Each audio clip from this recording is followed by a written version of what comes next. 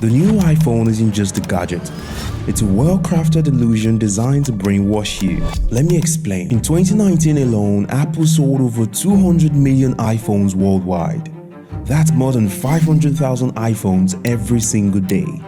People camp outside stores for days, and pre-orders sell out within minutes. Out-of-control lines, people waiting hours, even days. Apple fans across America don't appear to be losing any enthusiasm over the iPhone. This isn't normal. According to a study by Stanford University, the anticipation for a new iPhone release triggers dopamine in the brain similar to that experienced by gamblers and porn addicts. The affected area is the same pleasure center activated by cocaine and other addictive drugs. It's a powerful addiction, one that led a 17-year-old boy in China to sell his own kidney for $3,200 just to afford an iPhone 4 and an iPad. There are even fertility clinics offering free iPhones as incentives for sperm donations. In this video, we'll dissect Apple's playbook piece by piece. We'll uncover the psychological tricks, the emotional manipulations, the carefully crafted illusions that make you believe you need that new iPhone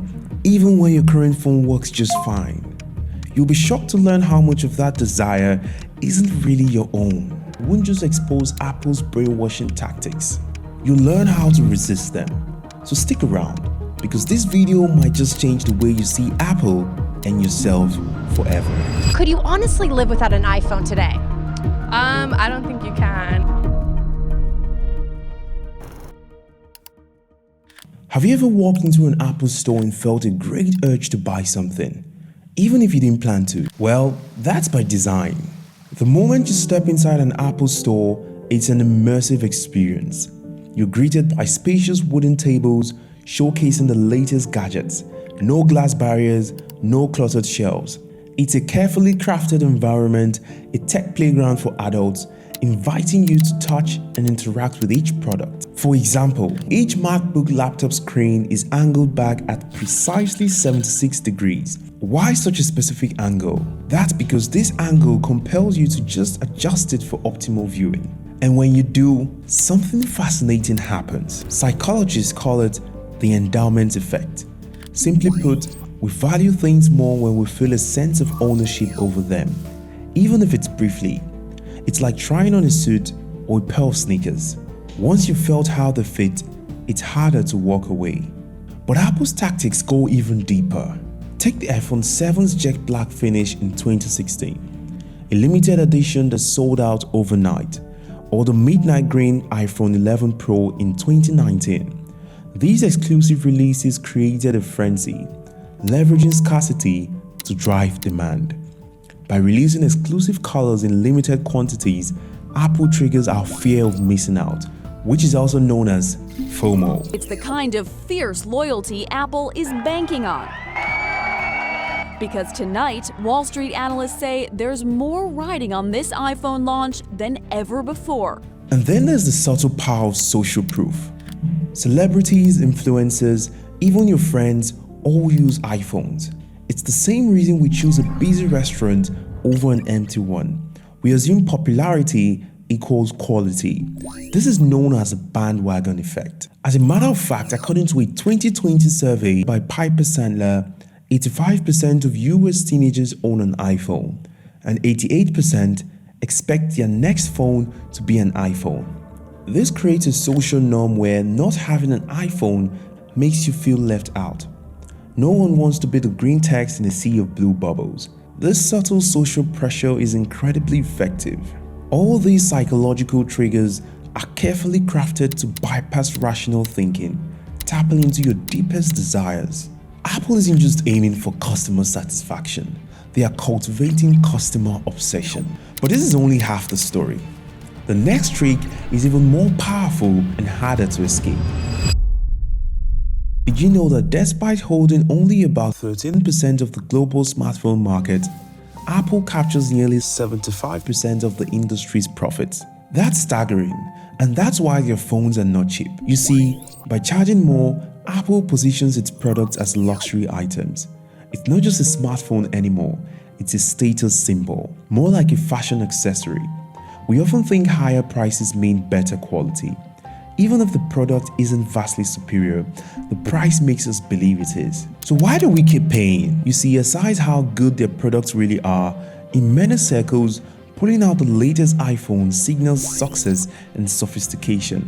Remember when the iPhone X came out in 2017 with its edge-to-edge display and Face ID? It was a conversation starter, a way to stand out. Apple's marketing reinforces this image. Their ads focus on sleek visuals and emotional storytelling. They sell you a lifestyle where people capture precious moments, explore creative passions, or connect with loved ones, all using an Apple device. And this brings us to Steve Jobs. This man had the ability to make people believe almost anything about Apple's products. He could make small updates seem revolutionary. His keynote presentations built hype and anticipation. Phrases like, one more thing, one more thing, one more thing, one more thing I forgot about, one more thing, one more thing, one more thing, became iconic, keeping audiences excited for every new iPhone launch. All of this taps into our desire to be seen, to feel successful, and to belong.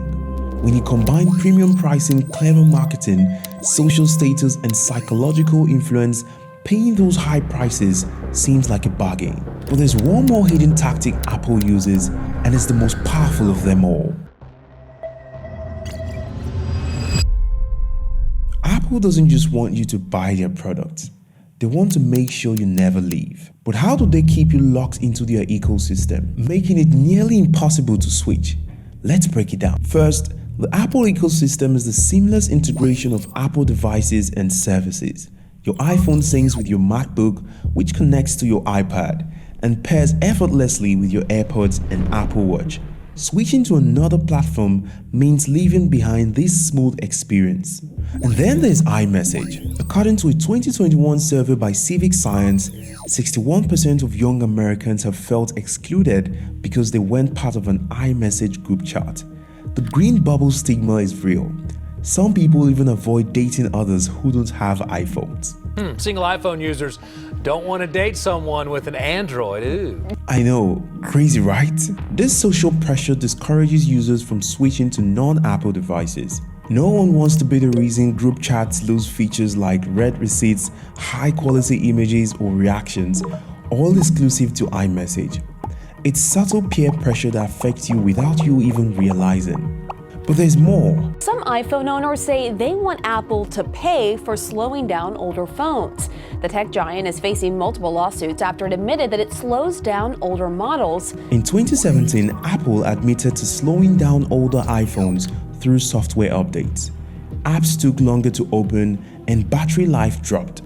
They said it was to preserve battery life and prevent unexpected shutdowns, but many saw it as a tactic to push users towards buying new devices. This led to lawsuits and a $500 million settlement in the US, where Apple agreed to compensate affected users. Also, ad campaigns like Think Different promoted creativity, innovation, and challenging the norm. Owning an Apple product became synonymous with being a forward thinker or an innovator. This emotional branding taps into our desire for self-expression and individuality.